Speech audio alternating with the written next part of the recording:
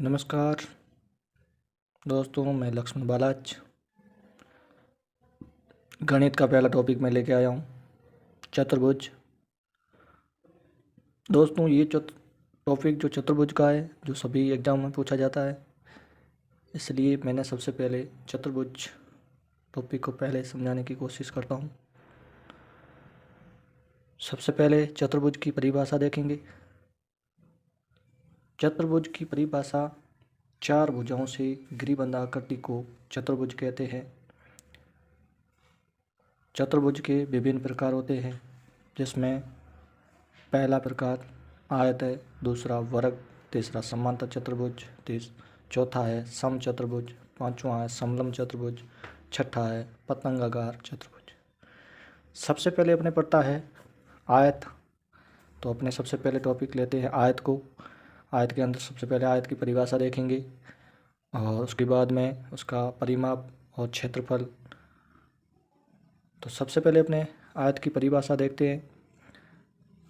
ऐसा समांतर चतुर्भुज जिसकी विपरीत भुजाएं बराबर हो उसे आयत कहते हैं। मतलब उसकी आमने सामने की भुजाएं क्या होती है? बराबर होती है।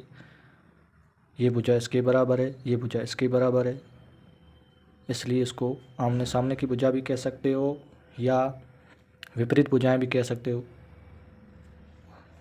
आयत का प्रत्येक कोण समकोण होता है, 90 डिग्री का होता है। दोनों विकर्ण होते हैं, बराबर होते हैं। जो आयत के विकिरण होते हैं, यहाँ से लेकर ये और दूसरा यहाँ, ये दोनों विकिरण क्या होते हैं? बराबर होते हैं और एक दूसरे को समद्विभाजित करते हैं। ये यहाँ पर ओ पर देखो, ओ पर समद्विभाजित करते हैं, यहाँ पर मतलब बराबर भागों में काटते हैं। प्रत्येक आयत एक समांतर चतुर्भुज है। मतलब जो भी आयत है वो क्या एक समांतर चतुर्भुज है। और आयत के दोनों विकिरण बराबर होते हैं। उसके बाद में अपने सबसे पहले देखेंगे आयत का परिमाप। आयत के परिमाप में परि जो चारों ओर की माप, परि का मतलब चारों ओर, माप का मतलब उसकी जो ये माप दी गई है, जो इसकी बॉर्डर दिया गया है, बॉर्डर ये अलग अलग किनारा। जैसे अपने इसको अपनी सीधी भी इसको कर सकते हैं, जो परिमाप होता है। जैसे 5 और 5 10 हो गए, और 8 8 16 हो गए, 16 और 10 कितने हो गए? 26 हो गए। ये सीधे कर सकते हैं, लेकिन फॉर्मूला या सूत्र के आधार पर कैसे किया जाता है वो भी अपने देखेंगे।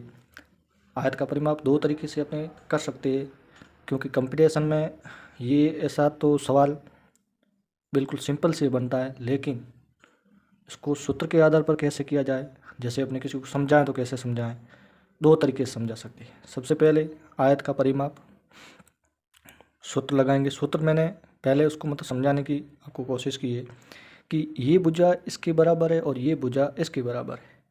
तो मतलब ये बराबर है तो इसका मतलब दो भुजाएं हो गई, लंबाई भी दो हो गई, चौड़ाई भी दो हो गई। तो मैंने सबसे पहले आपको लिखा है कि 2 इंटू में लंबाई, मतलब 2 लंबाई है और प्लस 2 क्या है? चौड़ाई है। तो अपने इन दोनों में कॉमन लेंगे। 2 को बाहर ले लिया है, 2 इसमें भी है, इसमें भी है, तो कॉमन है। कॉमन मतलब 2 है, इसलिए एक बाहर आ गया है और दूसरा कोई कॉमन चीज़ है नहीं। तो हमने क्या लिख लिया? 2 बाहर ले लिया कॉमन, अंदर लिख लिया लंबाई प्लस में चौड़ाई। अब इस उदाहरण के तौर पर अपने इसको हल भी कर लेते हैं। इसकी लंबाई कितनी है? 8 है। चौड़ाई कितनी है? 5 है। 2 कोष्टक में लंबाई 8 प्लस चौड़ाई 5, दोनों को पहले जोड़ेंगे, क्योंकि जो कोष्टक का है उसको सबसे पहले जोड़ेंगे। कोष्टक को दोनों जोड़ेंगे, कोष्टक वाले संख्या दोनों जोड़ेंगे तो कितनी हो जाएगी? 13 हो जाएगी। तो 2 इंटू कितने हो जाएंगे? 13 हो जाएंगे।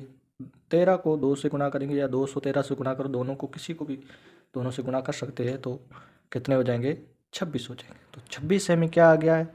इसका परिमाप आ गया है।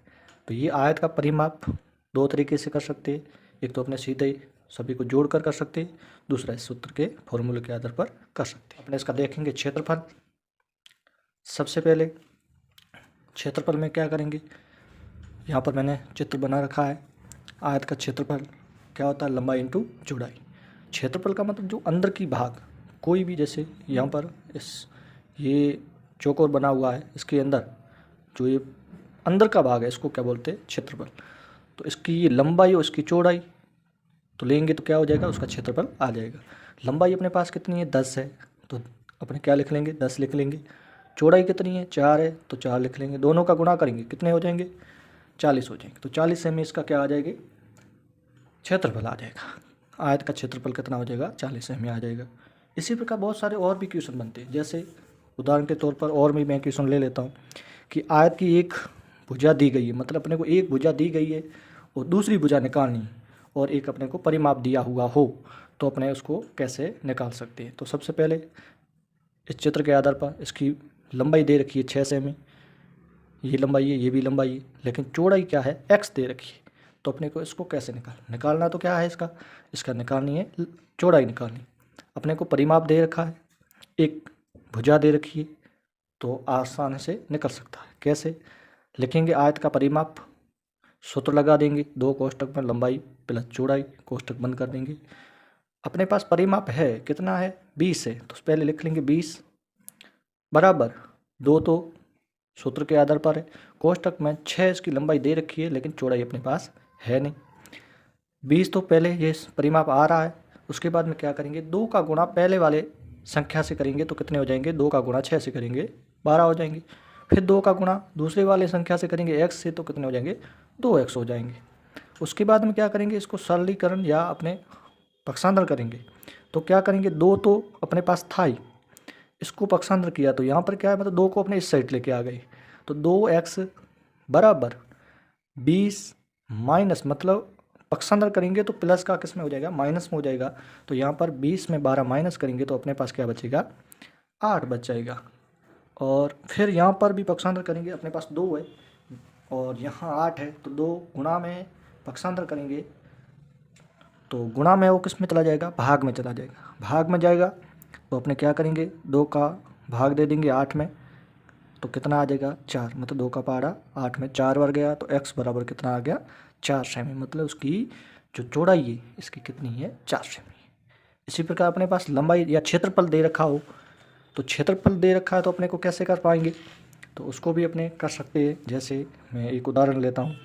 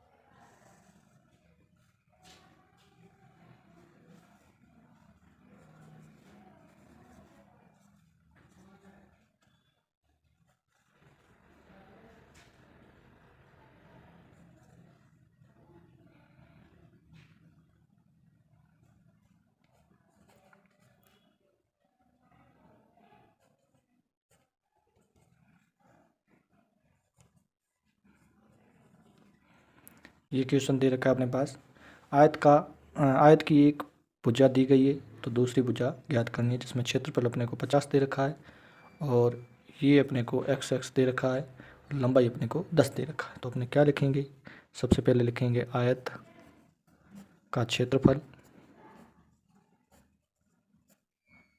क्या होता है, लंबाई इंटू चौड़ाई। लंबाई अपने पास, क्षेत्रफल अपने पास कितना है, 50 है, तो 50 पहले लिख लेंगे। लंबाई अपने पास 10 है, इंटू में चौड़ाई कितनी है अपने पास, x है।